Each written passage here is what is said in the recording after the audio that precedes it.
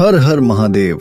आज हम आपको 10वें ज्योतिर्लिंग श्री नागेश्वर के बारे में कुछ महत्वपूर्ण जानकारी देंगे। शिव पुराण में कहा गया है कि जो आदर पूर्वक इनकी उत्पत्ति और महात्म्य को सुनेगा वह समस्त पापों से मुक्त होकर समस्त ऐहिक सुखों को भोगता हुआ अंत में परम पद को प्राप्त होगा। श्री नागेश्वर भगवान का स्थान गोमती द्वारका से वेट द्वारका को जाते समय लगभग 12-13 मील पूर्वोत्तर मार्ग पर है। इस लिंग की स्थापना के संबंध में शिव पुराण की कथा है कि प्राचीन काल में दारुका नाम की एक राक्षसी थी जो पार्वती के वरदान से सदा घमंड में भरी रहती थी। अत्यंत बलवान राक्षस दारुक उसका पति था।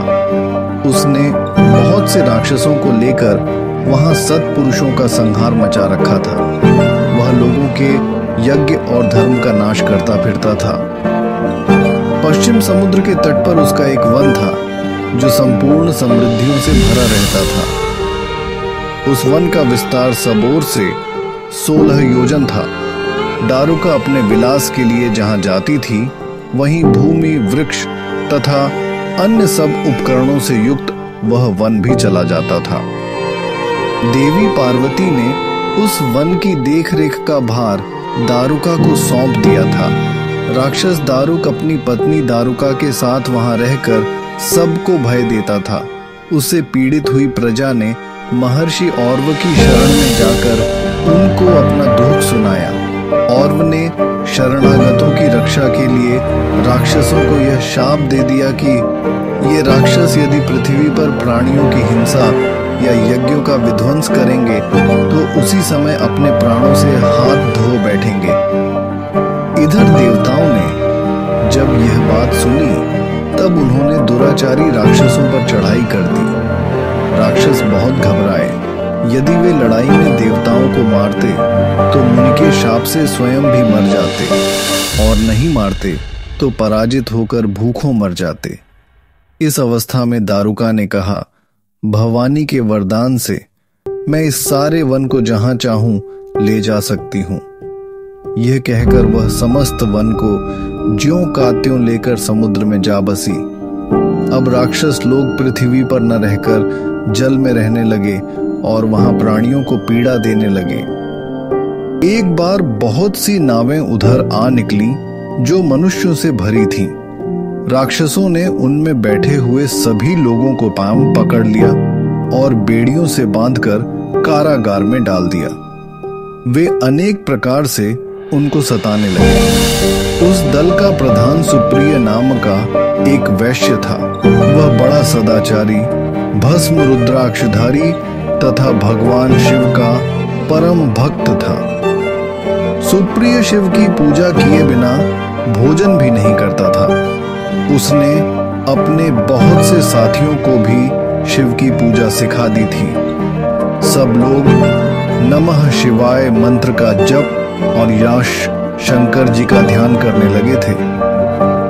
दारुक राक्षस को जब इस बात का पता चला तो उसने सुप्रिय की बड़ी भर्त्सना की और उसके साथ के राक्षस सुप्रिय को मारने दौड़े।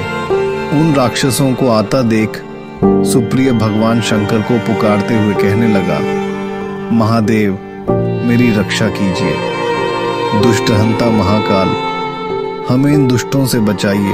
भक्तवत्सल शिव अब मैं आपके ही अधीन हूं और आप ही मेरे सर्वस्व हैं। सुप्रिय के इस प्रकार प्रार्थना करने पर भगवान शंकर एक विवरण में से निकल पड़े। उनके साथ ही 4 दरवाजों का एक उत्तम मंदिर भी प्रकट हो गया। उसके मध्य भाग में अद्भुत ज्योतिर्मय शिवलिंग प्रकाशित हो रहा था। उसके साथ शिव परिवार के सब लोग विद्यमान थे। सुप्रिय ने अपने साथियों के साथ उनका दर्शन करके पूजन किया। पूजित होने पर भगवान शंभु ने प्रसन्न हो स्वयं पाशुपतास्त्र लेकर प्रधान राक्षसों, उनके सारे उपकरणों तथा सेवकों को भी तत्काल ही नष्ट कर दिया और उन दुष्टहंता शंकर ने अपने भक्त सुप्रिय की रक्षा की। इधर राक्षसी दारुका ने दीन चित्त से देवी पार्वती की स्तुति की और अपने वंश की रक्षा करने की प्रार्थना की। इस पर प्रसन्न होकर महादेवी ने उसे अभयदान दिया। इस प्रकार अपने भक्तों के पालन और उनकी रक्षा के लिए भगवान शंकर और पार्वती स्वयं वहां स्थित हो गए। ज्योतिर्लिंग स्वरूप महादेव जी वहां नागेश्वर कहलाए और देवी शिवा नागेश्वरी के नाम से विख्यात हुई। इनके दर्शन का महात्म्य अलौकिक है। आशा करता हूं कि हमने आपको 10वें ज्योतिर्लिंग श्री नागेश्वर के विषय में महत्वपूर्ण जानकारी प्रदान की। आगामी वीडियो में हम आपके लिए 11वें ज्योतिर्लिंग श्री रामेश्वर के विषय में विशेष तथा धर्ममय जानकारी प्रस्तुत करेंगे। धन्यवाद। आप सर्वदा भक्तवत्सल प्रभु के चरणों में स्थित होकर उनके आशीर्वाद से अभिषिक्त रहें। हर हर महादेव।